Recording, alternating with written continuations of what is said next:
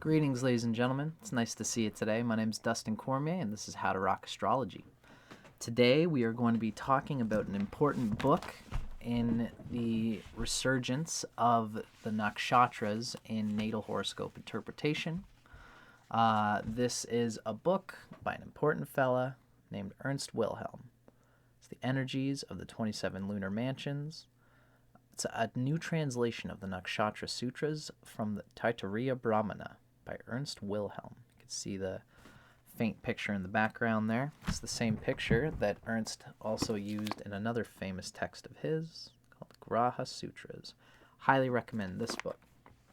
Today in particular, we're talking about this free little manual that he made out of the goodness of his heart for all of those seekers who are genuinely interested in the illumination that can be provided by Vedic astrology, particularly by the lunar nakshatras, the 27 lunar mansions of the moon. He went out and just did it. He knows Sanskrit, so he found his own English-derived translation of the Taittiriya Brahmana and said, you know what, I'm going to go out, find the original Sanskrit, and translate it myself. There was another medieval English author that did this, and then another one in the 1950s that did it. And Ernst's seems to be one translation that is pervading quite commonly, probably because he did it for free and put it out there for free. A very cool, great thing on his part. Now, before I start, I just want to mention my intention with this series. It's with my hope that this video series informs you of the growing movement of tropical Vedic astrologers who avidly use the nakshatras in their natal chart readings through the preceding scriptural authority of the Vedic era text known as the Taittiriya Brahmana. I have another video in this series just before this that gives a bit of a context of what the Taittiriya Brahmana is. Now, Ernst Wilhelm hails as a pioneering patriarch of the modern tradition of tropical Vedic astrology, along with his indirect co-conspirator, Vedic Taitiriya, as well as a great student of his, who I'm now a student of. That's RYAN KURCZAK'S. You can see more of him through his educational videos at www.astrology-videos.com. As well as www.vedic-astrology.net. He's American. He's thoroughly studied the Sanskrit roots of Parashara and Jaimini's Jyotish Sutras.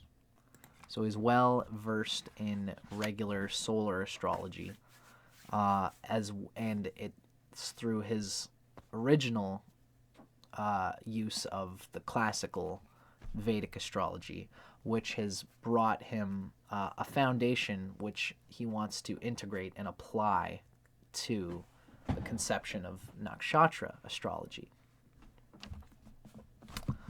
Ernst has given us a useful transitory primer on this burgeoning movement of using nakshatras in natal horoscope interpretation. That's what this book represents. Now, there are better books since then. I'm going to talk about how, personally, I think Vedic Taitiriya's Nakshatra, the authentic heart of Vedic astrology, is really, really, really, really a step forward from the primer work that Ernst Wilhelm did with this little book, this little free web article. Nonetheless, I think Ernst's thing helped to prompt that, although you'll hear that Vedic Taitiriya talked with Ernst about this and had been working on it in his own book years before Ernst Wilhelm would come out with this book. So there are many people kind of interested in this sort of thing going on right now. So essentially, Ernst gives us an important little primer, and that's the reason why I'm talking about it in this video, because it is a useful primer. There's much undisclosed in this primer. He's basically permitting the foundational tools needed to study the sutras of the Taittiriya Brahmana, which is an anciently derived appellation of the modern 27 constellation schema of of the nakshatras. Anciently, there were different ways of defining the deities of the nakshatras. In fact, there's 33 primary deities, which got fitted into the 27 convenient astronomical asterisms. And we specifically, in this camp, have defined a burgeoning movement is happening here where an astronomical basis is being provided through the 27 segments of the sky to integrate nakshatra interpretation with modern 12-sign tropical planet solar interpretation, solar astrology. Ernst only gives glimpses into how to interpret and study these Nakshatra Sutras. Now, what's that all about? Why doesn't he just explain the whole thing? Well, he's trying to tell us the problem with, commentators who tell you what this sutra means. As we're going to get into here, we're going to have a good little discussion on sutra consciousness and the enigmatic nature, which is applied on purpose in order that students can study and contemplate and roll around their tongue the sutras which are given for each nakshatra. And this is one of those things where you can't see it until you've glimpsed all of it. This is one of those stories, it's one of those movies where you got to watch it 3 times. And the third time you watch it through, you're like, this actually is a precursor for this event in the movie. I didn't realize that they were giving a little glimpse into what's going to happen later in the movie. And then the little random scenes at the start of the movie begin to make sense the more times you've seen the movie. This is one of those things. Each sutra seems just random and without purpose until you start to develop the ghee, develop the clarified butter that is the inherent intelligence hidden within all the forms of these nakshatras. So, this is why Ernst, in this book, he gives the primary Sanskrit grammar of the sutras, and he translates the figures to his own enigmatic, confounding English. But he commends us to derive for ourselves, through our own earnest contemplation, what each sutra, and therefore what each nakshatra, means to us. This is the kind of sink-or-swim intuition that's required of any good astrologer. As Ernst says, it's no good to memorize the figures in this sutra by rote. If you want to integrate the planetary positions of the nakshatras in your own practice, you must first understand the energy of the nakshatra, which prompted the original Sanskrit authors to create these sutras in this enigmatic little lines, the sutras of each scripture. The authors had the consciousness, the energy within them, and they just gave us the cleverest attempt they could at describing what each energy is. But the more detail they could give, the more specific they could be, and therefore the less close to the real thing. That's why these sutras are beautiful, because they're a perfect... like they had to give in to the evil of trying to make a form for the infinite formless that is these nakshatras. They do have certain forms. The sutras, no sutra can ever fully define these energies, but this sutra does a pretty darn good job of giving you a vision of the bones of the thing so that you can intuit what the animal is supposed to look like. We can look at the bones of a woolly mammoth and imagine what the woolly mammoth would have looked like, and in the same way, we can look at the bones of this ancient astrology and derive how we can look at the bones of the sutras, the scripture, and define the woolly mammoth that is their proper energy, the energy that is implied by the form. That is to say, the energy that the authors were trying to transcribe in their writing. So once you understand the energy which each sutra represents, only then can your intuition quantify any planet that is placed in a nakshatra. And only then can their mutual themes, the themes of the planet at its basic nature, but also the themes of the planet as a house lord, as a yoga carrier, etc. Only then can the qualities of the planet and the themes of the nakshatra expect to be enmeshed and embodied in real life. So, that's my little introduction to the energies of the 27 nakshatras. Let's get into how Ernst himself describes these energies for us.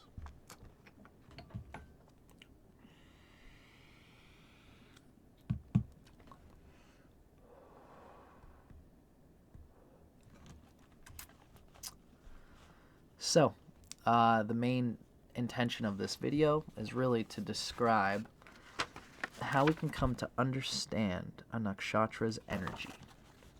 This chapter is entitled Understanding a Nakshatra's Energy by Ernst Wilhelm. Ernst begins by telling us the circle of the 27 nakshatras represents the intelligent energies upon which the circle of our daily lives revolves via the revolutionary movement of the 12 signs of the zodiac, the Rashis, and the 12 houses. It's the intelligent energies within the agency of the planet's revolutions. Whereas the zodiac signs and houses are relatively easy to understand, Ernst tells us, because of their very concrete natures. And also we can see, as I've explained, that the energies of the planets inherently relate to the signs. You know, Taurus and Libra are ruled by Venus. Leo is ruled by the Sun. Capricorn and Aquarius are ruled by Saturn. So the correlations of the planets to the 12 zodiac signs are very concrete, very obvious, very synthesized. They're integral to each other. But the planets do not necessarily inform the nature of the nakshatras in the same way that the planets inform the nature of the signs and houses. So therefore, nakshatras are quite complexing. Understanding a nakshatra requires becoming attuned to the very energy of the nakshatra. It is through using one's own intelligence to contemplate the energy of the nakshatra that a union between the two consciousness can be formed, out of which comes true understanding. Until now, astrologers have been hampered in their desire to so understand the nakshatras, because there's not much information available with which to proceed. The available material has been helpfully softened up, but in that softening, through the commentary of medieval conspirators, authors who added their passionate ideas of what the nakshatras mean, this is them helpfully softening up the material. But by softening or digesting the material into English throughout these various ways, the essence has been lost. The original Sanskrit essence and meaning has been lost. With respect to nakshatras, we must understand an energy. Now, how is that done? Tell me how to understand an energy. Well, it's not such an easy thing to do. Ernst tells us that there's only one way to understand an energy, and that is to experience it, to sense its electricity. Now, he uses a great metaphor here. As an example, it is a bit as if a man from a lost tribe of the Amazon, who had no technology, no understanding of electricity or technology, a man from a lost tribe of the Amazon shows up in Rio de Janeiro, modern Rio, and one day, and you come up to this man just as he's about to stick a wire into an electrical outlet, because he doesn't know what he's doing. He's just got this idea. He's going to stick a wire in an electrical outlet. Now, just in time, you stop the man. Oh, stop! What are you doing? Don't you realize what you're doing? Now it's up to you. The man's like all confused. What are you doing? What the heck are you doing? Now you have to explain to that man what would have been his experience if he had stuck the wire in the outlet. You're trying to explain to him. He has no concept for the energy of electricity. So how would you explain to him? How would you do that? How would you explain what an energy, an electricity, feels like to that man? Remember, he has no associative experiences to understand it from. He didn't see cartoon characters, like we've seen Mickey Mouse, where Mickey Mouse plugs his tail into the electrical outlet and he goes, and he goes electrocuted, right? So this man from the Amazon has never seen cartoons. He has no concept of electricity. So you would have to get very creative in your attempts to convey the feeling of sticking a wire into an electrical outlet. You know so well what it feels like. Anyone who has ever done it will never forget exactly what that feels like. But yet it's so difficult to explain. That's why at the end of it all, the best explanation is to just give him the wire and let him have fun. So we, however, we do not have a wire that we can simply stick into a nakshatra outlet and see what it feels like. So, the sages of ancient India became very creative in helping us to understand a nakshatra's energy. One way in which they tried to transmit this was through analogous stories or myths. Reading Hindu mythology, therefore, is really a wonderful way and it's a fun way to get attuned with the energies of the nakshatras. And it's kind of an important way because that is really the essence of the nakshatras, is the Vedic lore and mythos. Brahmins in ancient days who practiced astrology in ancient India were well versed in all such things. However, these days it's nearly impossible to find readily accessible mythologies about some of the nakshatra deities. Thankfully, there are other ways to proceed. Now, one such way that's really gaining clout is this text called the Taittiriya Brahmana.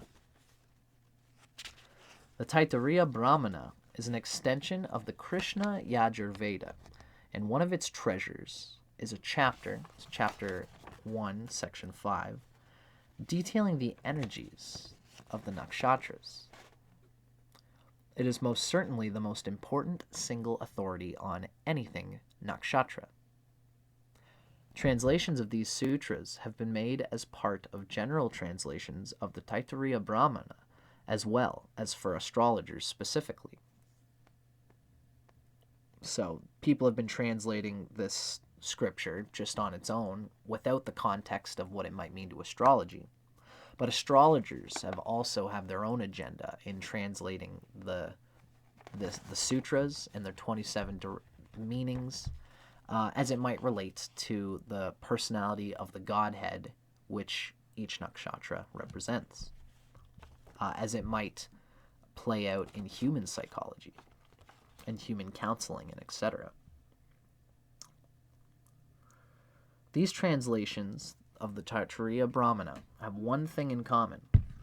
They have taken a sutra and turned it into a sentence or a paragraph. Now, it's not possible to understand the essence of an energy from a sentence or a paragraph. It's only possible to understand the author's understanding of the sutra that the author wrote a sentence or paragraph about. A sutra is a different thing from an explanatory sentence or paragraph. If you want that author's understanding, then great. But if you want the energy of the nakshatra, it has just been limited. It's been limited to that author's understanding of what that author is trying to express. It's different from the inherent wisdom of a sutra itself. So this is where Ernst gives us a little picture of how a sutra works. What is a sutra? It's different from an explanatory sentence or paragraph. It is purposely enigmatic, purposely cryptic. It purposely seems nonsensical, okay? So, Ernst says, let me explain how a sutra works, a true sutra. It's a thread. That's what a sutra actually, like, you know how they sutra, whatever it is, when doctors, they use surgical thread to stitch together rended pieces of muscle. I believe it's called something related to sutram, something like that. A sutra is a thread.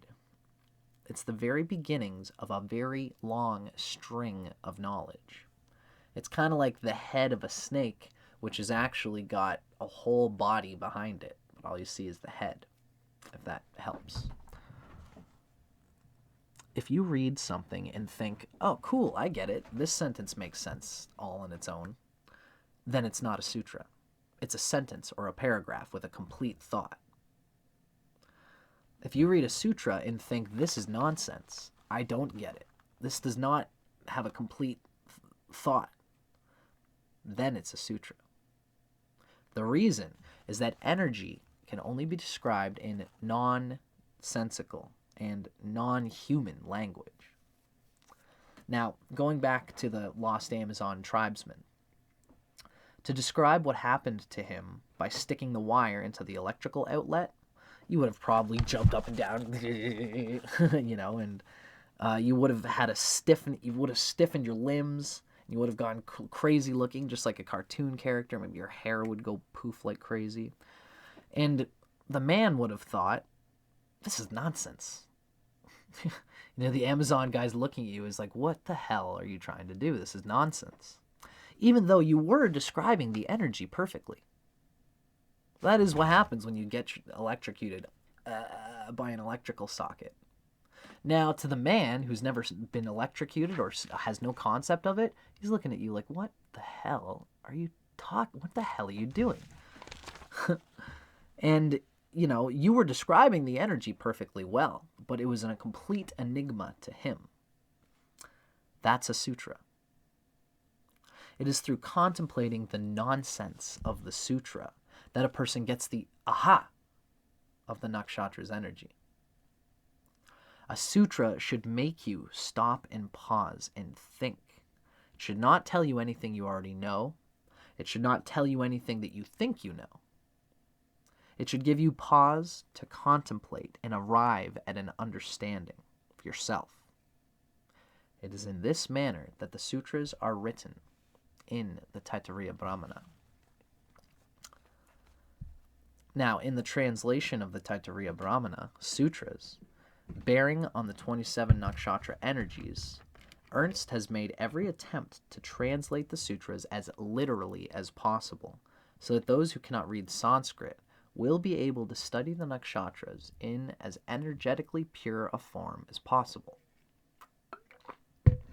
It's still difficult. I still think Vedic Taitiriya's derivations are better and more universal, less of the bias. Even Ernst does the best he can, but Vic combs through it better. But still, this Ernst's work here, historically, is very important and useful to us. If Ernst says that if I have done my job well, the sutras will appear nonsensical and will be as rewarding as the time you spend contemplating them. The longer you contemplate them, the longer will be the string of knowledge that you pull from them. And this is very true. Then, as the second step in expanding our collective knowledge of nakshatras, Ernst tells us that I hope that people share, write about, and talk about the yields of their contemplations on these precious Taittiriya Brahmana sutras. I hope to see many commentaries and videos of experiences and insights from not only Sanskrit reading astrologers, including those of the past, but also now from many Sanskrit reading, English-speaking, Western world, Tropical Vedic astrologers, or astrologers of any sort who is interested in the use of these sutras. Now, let's move on to the spiritual, psychological, and physical meanings of the sutras. Spiritual scriptures, such as the sutras in the Taittiriya Brahmana, have threefold meaning pertaining to the spiritual realm of upwards transformation, sattva, psychological realm of understanding humankind, Rajasic, and the physical realm of the body and its surroundings, which were more heavier tamasic energies, although each are important. Sattva contains them all as one and doesn't ignore the realities of the human sufferings of tamas. Each sutra in the Taittiriya Brahmana can be examined in light of each of these three realms. Very interesting. Now, as for the order of the Nakshatra Sutras in the Taittiriya Brahmana, so this is speaking to, okay, now we're getting into what is being said in each sutra. Unfortunately, I wish I could have done a little bit of preparation and made like maybe a little picture of each thing, but it's okay. Essentially, the 27 Nakshatra Sutras from the Taittiriya Brahmana that are translated in this book has 4 parts. Now, I'm going to tell you right now that this whole video really is a condensing in a wide frame, sort of like a deep dive, a deep cut on the greatest hits of the Nakshatra Sutras. And so Ernst explains it in a long-winded way. If you want to cut right to the mustard and get a sense of what these Taittiriya Brahmanas are broken down into, check out my video on Vedic Taitiriya's introduction to the Nakshatras and the authentic heart of Vedic astrology, because Vedic Taitiriya just cuts the bullcrap and just gets right down to it and explains the 4 pieces of each sutra. Of course, there's 27 sutras, and each of them has 4 basic constituents. The first part is the name of the deity, which operates through the space of the nakshatra. So this is each nakshatra is a space which holds the divine consciousness agency of a certain of the 33 devatas, which are the ancient gods, the primary energy consciousness grid networks that make up the divine forces of the lunar nakshatras. The divine forces of all life, really, are explained in those 33 devatas, but they have 27 houses, and they all squash into the 27 nakshatra mansions, astrologically speaking. So the first part of the sutra shows the name of the deity. An example I could give, just for the sake of it, I'm probably going to stick to Kritika. The phrase, the Sanskrit phrase for Kritika goes, Agnehe Kritikaha Shukram Parastad Jyotir Avastad. So Agnehe is the first part. And Agnehe relates to the deity, which operates through the space of the nakshatra, Kritika. So we know the first part is the deity energy. So the second part is of the deity that is flowing through the nakshatra. Is the aspect of the deity that is flowing through the nakshatra. And it's something that is either of the deity or for the deity to utilize. For Aditi and Niriti have this for the deity expression. So I believe Aditi, I believe, is Punarvasu.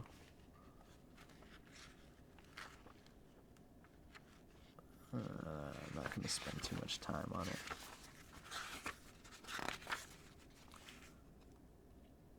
Yeah, so Aditi. For Aditi, and as well, which is Purnavasu, as well as for Niriti. And I won't be able to find the nakshatra that Niriti rules. But it's with Aditi and Niriti that the second phrase is for the deity, not of the deity. It's a distinction that Ernst says is important, but we're going to keep moving on. So this is often, the second phrase is often used as the name of the nakshatra The nakshatra is often described as an action which the deity is doing. For example, in our first example with Kritika, we see Agnehe Kritikaha. And Kritikaha essentially means cutting. It also is considered to mean white spots. This white spots has to do with a fiery, hot edge of fire, which actually does the destroying and obliterating of matter into pure energy. It's a sharp nakshatra, and it is Agnaha, or Agni, that does this Kritikaha action, that does this cutting, white gleam energy action. So, we're still describing the 4 parts of each sutra. There's the Devata energy, there's the action of that Devata energy, which usually is holding the nakshatra name, although not always. Then, third, there's the aspect of the deity which flows through each nakshatra, so this is the description of the action of the action. There is a constituent which is required for the action to occur, and there is a constituent which is the produced result of the action occurring. And each sutra has an incoming need and an outgoing result. The incoming need is represented by the word parastat, and the outgoing result is produced.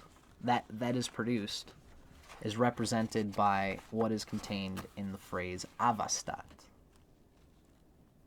Parastat means from above. It's something or some action from above, which is one half of the deity's action flowing through the nakshatra. The second part is the avastat, which means from below. This is something or some action which is the other half of the aspect of the deity that's flowing through the nakshatra. So each nakshatra deity has an essential essence, and that essence is acting by doing what it does. If it has the production, the result, it inherently has its source and is acting on its source. And the consciousness of the nakshatra, of course, is enmeshed with the action of being acted on by the divine forces in heaven that act upon it, and finding the earthly material which reflects the need of the nakshatra. Now, this seems confusing, but essentially, Victakara simply describes it as the fact that the nakshatra has a fuel that it needs, and it will produce this result. This is all contained in each nakshatra sutra. Again, just to give you clear, just a quick, run through of what we're talking about here. Again, with Kritika, Agnehe Kritika. So Agni does this cutting white spot action. This requires shukram, bright, clear, pure semen, or essentially this is like hot, spiritual dharma energy, which engages the passions from within the self in the same way that the sun does, because Agni is one of the lords which represents the sun, which we're going to talk about as being important. But Agni really represents the activity of the sun in a lot of ways. And that shukram is semen, pure potential energy from within oneself, in the same way that semen is this automatic energy that comes from a certain activity of our body at its highest passionate height. So the action of the spirit, the highest spirit, Agni, to do its cutting power that the sun does, which can often be discerning, painful for those around it, but ultimately discerning, sacrificing, and driven by the 6th chakra intuition of the inner eye. The spiritual cutting and discernment of every person requires the faith within oneself that they're being guided by their passionate spirit of their soul. And when this is done, self-illumination, Jyotir, is the result, Avastat, right? So we can see that Shukram is needed and Jyotir, self-illumination, is the result. Of course, Jyotir should be recognized by anyone who's a Jyotishi here. Jyotish originally is a word which relates to light. Jyotish is the science of light, meaning astrological light in the cosmological sense. So Jyotir, of course, the astrological light of consciousness is us. And so therefore, it makes sense that this sutra, having the passion of the self coming from within, would induce illuminating self-realization, Jyotir, when it is working properly. Just, for your reference, later on we're going to describe the fact that if the sun or any planet is in Kritika and it is not well placed, then it will obstruct the conception of the pure essence of the self, the Shukram, the semen, pure potential energy, and therefore self-illumination will be reduced and obstructed. And that's how this nakshatra energy works. Now, here Ernst gives us a great transcription of what exactly the from above, from below means. And it's his own little way of defining what this means, or to describe or transliterate or teach it, I should say. From above, from below. So as mentioned, each nakshatra has a parastat, a from below, something that it needs. And it also has an avastat, from below component, what it produces. Now, nowhere in the Taittiriya Brahmana is it mentioned where or what this above exactly is, or where or what this below exactly is. So these are still open to interpretation, and different astrologers and philosophers will see them differently. However, there is a consensus building, and that's part of what we're doing here through this video series. Now, how Ernst sees these two things, his description is very cool. It's poetic. It's very Vedic and Sanskrit, and that's why I'm going to include it here. And it requires a somewhat lengthy explanation. This is the gist of it. In the Rig Veda, the all-encompassing god of the oceans, Varuna, is said to have placed the nakshatras in the heavens. This is us, by the way, we're describing what does it mean from above and from below. The all-encompassing god of the oceans, Varuna, is said to have placed the nakshatras in the heavens. Varuna is extolled in the Vedas as the most excellent and preeminent above all other deities, as the primal maker and upholder of the universe. In the Bhagavad Gita, Krishna states that amongst water creatures, Krishna is Varuna. Varuna is the god of the oceans, of the oceanic cosmic consciousness of God. He is the lord of all other water creatures, the lord of all primal creative forces arising out of the ocean of cosmic consciousness. It is the nakshatras that represent these forces of which Varuna is lord. Just as the ocean is the force that creates the waves, all conscious forces arise out of the oceanic cosmic consciousness of spirit, symbolized by Varuna, upon whom the waves of all other conscious forces, including the nakshatras, swell. Lovely poetry. Now, it's a well-known fact that the ocean's waves are the result of the gravitational influence of the moon. Here we begin to build a picture of the nakshatras as this heavenly influence, and Earth as the constituents of Earth, and the moon being a bridge between them. The above, the below, and the moon, our individuated consciousness between. It's no surprise to learn that Varuna is the presiding deity of the moon, and that the moon is the husband of the nakshatras. Lots of great symbolic keys happening here. Varuna, through its regency over the moon, placed the nakshatras in the sky in accordance with the daily motion of the moon, and each night Varuna, as the moon, ourselves, touches a different nakshatra, creating the waves of cosmic energy that flow through the nakshatras. The nakshatras are equally connected to the earth, as they appear to revolve around the earth. In fact, the Siddhantas tell us that nakshatra day is the time it takes the stars to revolve once around the earth, which is actually the time it takes the earth to revolve once on its own axis. The moon, who as Varuna created the nakshatras, also revolves around the earth. And so the relationship between the earth and the nakshatras is yet more tightly bound. It's cool. It's Ernst just cosmic riffing on his idea. So how does this apply to the peristat from above and the avastat from below? The results and the seeds and the fruits? Well, we cannot separate the nakshatras from the moon, and we cannot separate the nakshatras from the oceanic consciousness of Varuna, represented by the star-filled heavens.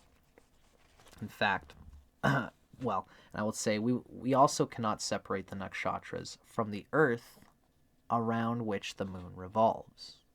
That's a fair assessment. We thus cannot separate the consciousness of earth from the consciousness of the ocean of the heavens. The moon is bridging the heavens above with the earth below.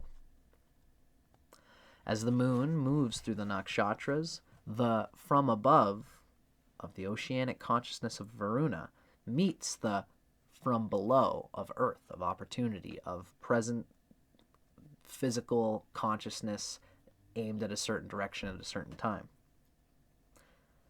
The above and below are, therefore, the simultaneous occurrences of heaven and earth, brought about by the bridging motion of the moon. I think this is a very important thing, and I would add my own intuitive insight. I just did another part of a series talking about the divine forces of the lunar nakshatras by Radha. And in that book, she gives many clues to this idea that the nakshatras and the whole cosmological narrative of the nakshatras is seeded into what's called the Vedic the yagna ceremony, which is the sacrificial fire rite ceremony.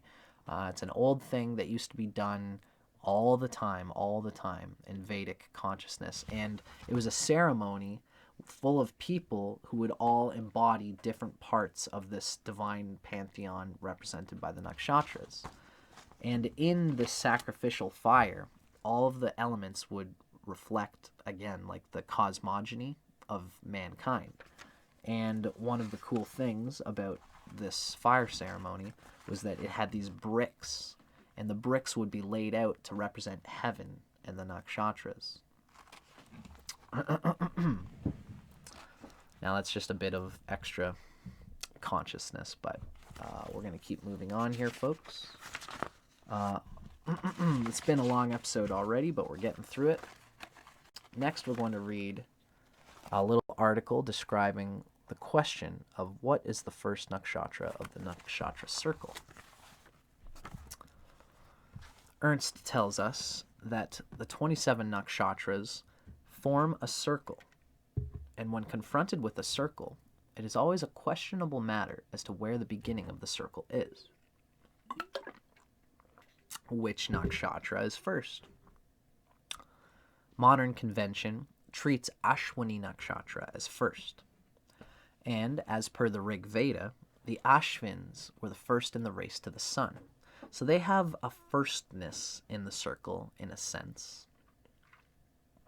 Modern convention, of course, can be very much tainted, as we know, as purveyors of tropical Vedic astrology. Ashwini was once married. It was pictured to be married to Aries, but we now know that Aries is a phenomenon which occurs as the vernal equinox during spring, which the sun's position during spring of Earth's revolution around the sun and has nothing to do with the sidereal constellations. But I digress. I'm always bringing that up, just whatever. Now, so the Ashwinis are conventionally the first nakshatra, and in the Rig Veda, the Ashwins were first in the race to the sun.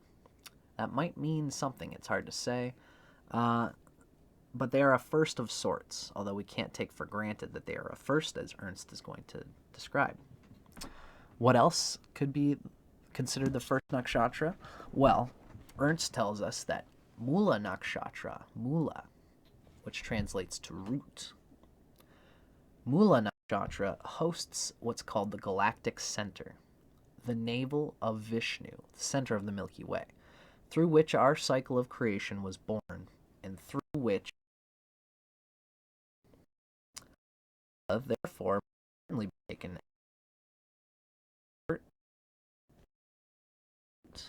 and by extension, the beginning of something.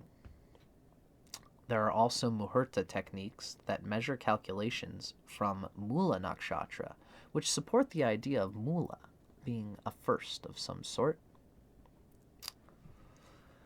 Now, interestingly, Ernst tells us that in respect to Vimshatari Dasha, the calculations commence from Kritika Nakshatra. And so it takes Kritika, Vimshatari technically takes Kritika as being the first nakshatra. More importantly, for my reckoning, as I understand it, there's also a tradition of ancient texts, including the Taittiriya Brahmana, which starts their nakshatra listings at Kritika. There's a bias here, but we have to pay attention to.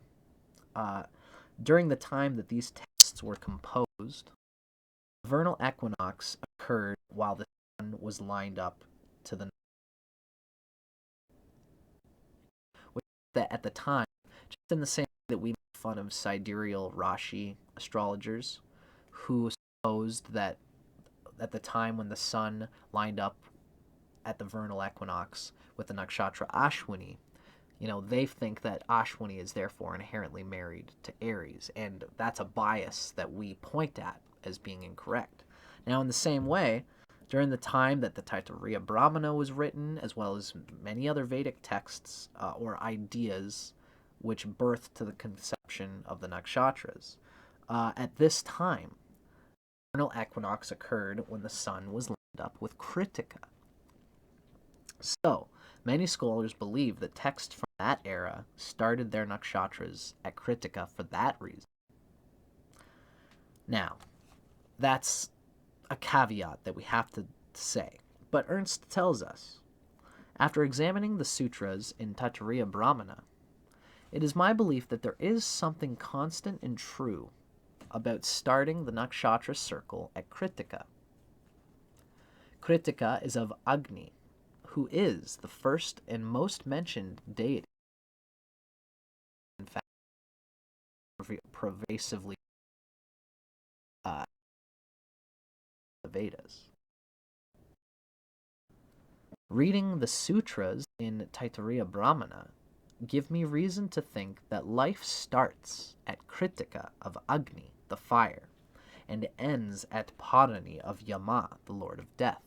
If you read the symbolism of Parani, it is presided by the god known as Yama, which is the lord of death and control, and, in a way, reincarnation.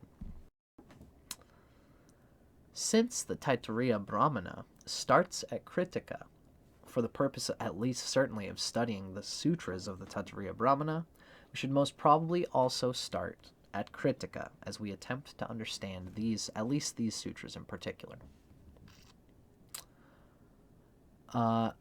In addition to Ashwini, Mula, and Kritika beginning the circle of nakshatras, one final thought Ernst gives is that it's possible that maybe we should consider Magha of the Pitris, the ancestors, as a beginning point. There's a psychedelic phrasing that's kind of psychedelic when you think about it, because ancestors are biological, genealogical human energy. That as a place, as a of the nakshatra energies as well. So what Ernst tells us is that ultimately the beginning point of the circle depends on what we hope to understand. He mentions that he'll be teaching much on this and other nakshatra-related principles in future courses on his video website, www.astrologyvideos.com. That's that guy right there. Yeah, astrology-videos.com. Now, there are funny little things that you gotta just make sure you don't get confused by. One of them is that there's 3 Indras mentioned throughout the nakshatras. Indra belongs to 3 different nakshatras. Just goes to show that he's a enterprising type of individual who likes to take what is his. The 3 nakshatras lorded by Indra are Chitra, the bright of Indra, Jyesta, which is the red growing of Indra, and Shatabhishak, which is the 100 cures of Indra. There's also 2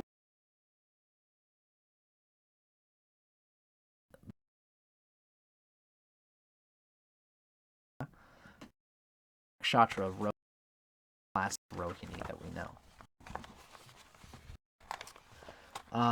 Ernst tells us that there's something special about the nakshatras that are ruled by the planets the Sun, the Moon, and Jupiter. Of interest is the deities of 3 nakshatras that are planets. The deities of 3 of the nakshatras are planets. Agni is a name for the sun and rules Kritika, the first of the nakshatras in the Taittiriya Brahmana list. Soma, the moon, is the deity of Mrigashirsha, which is rather called Invaka in the Taittiriya Brahmana. Brihaspati is Jupiter, the deity of Pushya, which is rather called Tishya in the Taittiriya Brahmana. This is interesting, and Ernst says that he believes it's important that only these 3 planets are deities of the nakshatras. These 3 planets are all related to time. Jupiter has its years, the sun has its months, and the moon has its tithis, or lunar days. These 3 planets are the hands on the clock of time, and for this reason, I believe they are deities of the nakshatras. For those interested, Ernst teaches how to use these 3 planets as hands of time in his Exploring Ashtaka Varga course. What these hands of time do and their can hopefully helpfully be understood through an examination of the Taittiriya Brahmana Sutras of these 3 nakshatras. Now, finally, Ernst is going to give us a word about the Adityas, which is going to be further refined, and I'm going to speak much to the Adityas when we get to my reading of the divine lunar forces of the divine forces of the lunar mansions by an author named Radha, and that would be this book here. We're going to get to that eventually. Now, Ernst tells us, finally, I believe it is important to consider that several are ruled by what are called Adityas, which are the offspring of goddess Aditi, who herself works with Punarvasu Nakshatra. The nakshatras ruled by Adityas are the following. Purva Falguni is ruled by the deity Aryaman. Uttara Falguni is ruled by the deity Bhaga. Hasta is ruled by the deity Savitri. Anuradha is ruled by the deity Mitra. Revati is ruled by the deity Pushan. And the three of Chitra, Jyesta, and Shatabhishak are ruled by Indra, according to the Taittiriya Brahmana. Varuna, who other texts relate to Shatabhishak Nakshatra, is also considered an Aditya. And these Adityas are special and important. We go into definitions of the three deeper classifications of the nakshatras in our divine forces of the lunar nakshatras. Radhi has an intuition that there's three classifications that really have to do, they reflect the modern Hindu Holy Trinity. Vishnu, the sustainer, relates to the Adityas. Shiva, the destroyer, relates to the Rudras, which have an atmospheric bearing, have to do with the atmosphere, less with the heavens and the stars, more to do with the Earth's atmosphere. And then the Vasus are a final classification of the nakshatras, which relate to things on Earth. And that relates to Brahma, the procreative creator. Now, to continue Ernst's reading on the Adityas. The Adityas, who are considered different aspects of the sun, are amongst the most powerful deities. The 8 Adityas really represent times of the day. There is one, if you split the day up into 8, I believe that you would have 3 3-hour segments that all would be different parts of the day. So there's like early morning, early afternoon, late afternoon, early evening, late evening, early night, late night. Those were the 8 Adityas.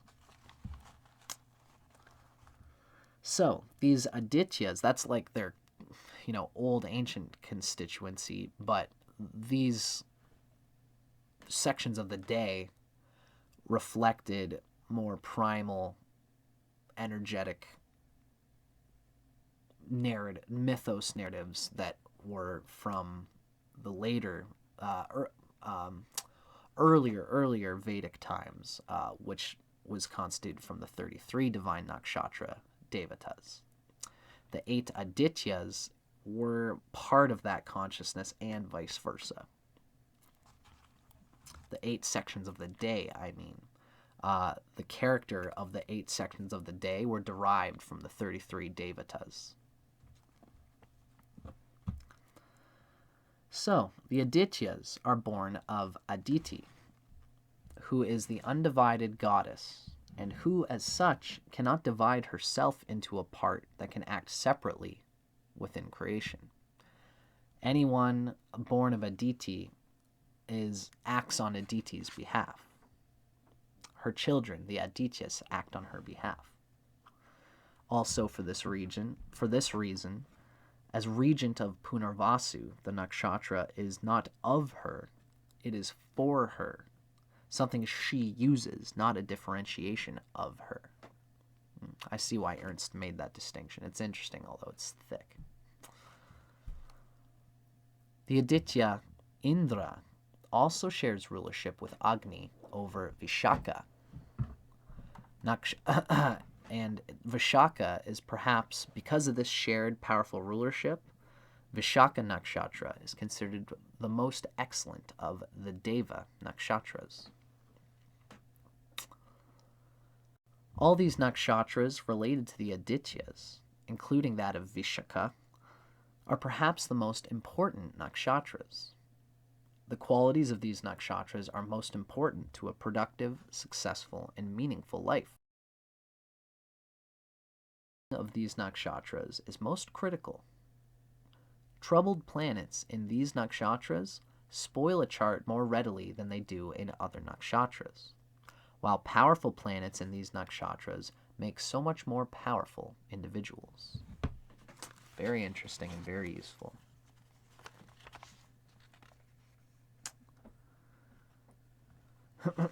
I suppose I could give a list of these, but it might be good for you to do your own research. I should have made a list of them, but do your own research and think about which of the nakshatras are presided by these adityas and how you can use them in your own life and in your interpretation as an astrologer.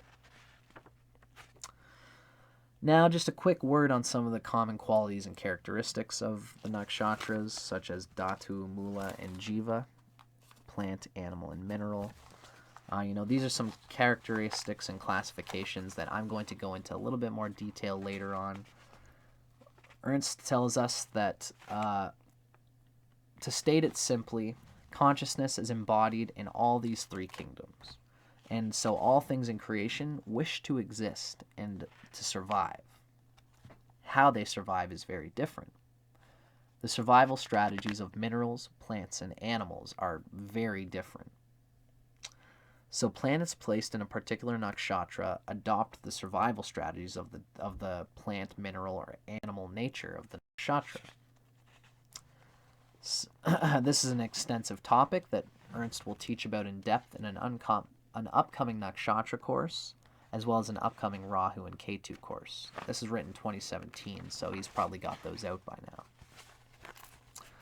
now. Ernst also gives credence to the categories of, Lagu, Ugra, Mridu, Tikshna, Dhruva, and Chara nakshatras. So that's like, nakshatras that have the qualities of light and swift, or Ugra and Krura, which is violent and cruel, Mridu and Maitram, which is soft and friendly, Tikshna and Daruna, which is sharp and hard, Dhruva and Sthira, which is fixed and firm, and then Kara and Kala, which is moving and unsteady. There's also Mridu Tikshna and Mrishra, which is delicately sharp and mixed. These are very simple to understand, and they're important qualities of the nakshatras. These qualities and myths, and any myths about the nakshatra deities that you can find and devour, are what Ernst considers to be most important information to understanding the nature of these nakshatras. There are other natures, and it's hard to know which ones are important, which ones are relevant, and which ones are just commentated by medieval anything to do with the essence of the nakshatra. It's hard to know which is which. It's hard to know what's what. That's what we're doing as instigators of this burgeoning movement of newly conceived in ancient information. Now, finally, Ernst gives us a little thing talking about planetary lords of the nakshatras in accordance with Vimshatari Dasha.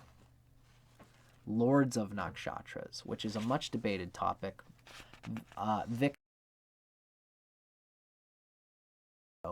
Way into yesterday. Victakara considers that this whole schema of relating a planet to its Vimshatari Dasha lord is an old take back from the sidereal Rashi movement, which is unfounded and an incorrect way to conceive of the essence of the nakshatras, because when the nakshatras were originally conceived, their essence of the devatas in the Vedas did not have an astrological reckoning. And so the fact that the fact that the moon is going to experience the dasha of does not necessarily say Kritika has anything with the sun. Although it's we've already described how the sun is the arbiter. Agni is the arbiter of the sun, and the Devata, which reflects and represents the sun's Atma consciousness in a lot of ways. So there's some interesting entanglements there. We can think of examples of each nakshatra, thinking about which dasha a person would be born in when the moon is placed in that nakshatra, and we could think, does that dasha reflect on the nature of that nakshatra? It's an important thing for us as researchers in the modern age to think about. So, Ernst tells us, in the calculation of Vimshatari Dasha, nakshatras are associated with the 9 planets: Sun, Moon, Mars, Rahu, Jupiter, Saturn, Mercury, Ketu, and Venus, in that order. The association of the planets to the nakshatras, in accordance with the Vimshadari Dasha scheme, is quite important, but very difficult to understand. The reason is that the difficulty in understanding the relationship of how the planets act through these nakshatras lies in the fact that almost everything we have learned about the planets have to do with the planets in the context of the signs of the zodiac and the houses, not in the context of the nakshatras. Thus, we cannot give the nakshatras, for example, ruled by Saturn, typical Saturnian meanings. Because again, we know that in Tropical Vedic astrology, using the 12-sign zodiac, Saturn is very succinctly correlated with the 8th and 9th sign, Capricorn and Aquarius. It's also very succinctly related with as a karaka of certain houses. Now, maybe we could say that maybe Saturn has karakaship of those nakshatras that it is the Vimshatari lord of. It's hard to say how we're going to move forward with these derivations, but the point is that what we understand Saturn to be in 12-sign zodiac symbology is not necessarily what we can expect Saturn to be in 27 constellation nakshatra symbology. So there's much to learn about the planets as well as the nakshatras through the mathematical study of the nakshatras and the planets as ordered via the Vimshadari Dasha scheme. Conceptually minded astrologers may wish to give this area some attention. I'm really calling it out to everybody to think about, this, to engage in the discovery, in the hashing out of what this is all about. Doing so may yield many valuable insights regarding the planets and the nakshatras. And this is a subject that Ernst plans to expand upon in future courses. So this brings us to the end of Ernst's introduction to the subject of nakshatras in Chapter 1, Section 5 of the Taittiriya Brahmana. In the near future, he hopes to make videos where he talks extensively about each of the Nakshatra Sutras from the Taittiriya Brahmana. Again, like Vedic Astrology has done a great nakshatra class that is unique. He goes through the Taittiriya Brahmanas. He gives you questions that you can ask, and then you email him, and he'll answer you back to see that you've got the clarity of it. I think it's just one of the best ways to learn about the nakshatras. But maybe Ernst has also done some work there. I don't know. I haven't personally checked it out. Ernst tells us that he has written this free ebook so that many astrologers can begin to think about the nakshatras from a more ancient point of view, from as far back as it is possible to find any information on nakshatras. Ernst says that he'll be adding to this booklet occasionally, and so, rather than emailing copies to friends, please always have them download a copy from one of his websites. It's www.vedicastrology.net or www.astrology-videos.com, so that they will be sure to have latest copy with the latest editions. This edition that I've read comes from Ernst Wilhelm as of December 12th, 2017. I don't know if he's done any extra stuff since then, but this is my present derivation on the subject. So there's lots to study, lots for us to unfold mutually as co-conspirators, co-creators of a concise, scientific, consolidated understanding of energies to our modern natal horoscope analysis. There's lots of work to be done here. all I'm really doing is being a messenger for the type of studying that we all need to do, as Ernst has already done before me. I'm just kind of transliterating it onto YouTube. So I hope this was cool.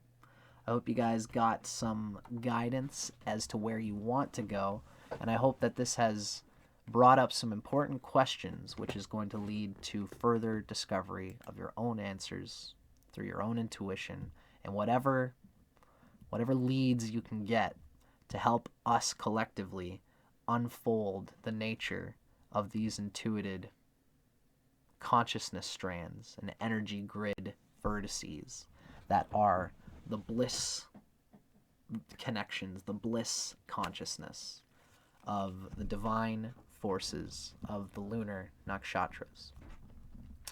I'm Dustin Cormier for How to Rock Astrology. I hope you guys are enjoying this journey with me. Stay tuned. On the next coming episodes, we're going to talk a little bit more. I'm going to get a little introduction, a more concise outcropping of how to interpret the nakshatras through Victakara. We're also going to get into more of Radha's divine forces of the lunar nakshatras. I hope you all are enjoying this, and I hope to see you in this ever-unfolding journey. Thanks for watching, folks. This is How to Rock Astrology. Just keep your eyes on the skies, and I'll see you on the next episode.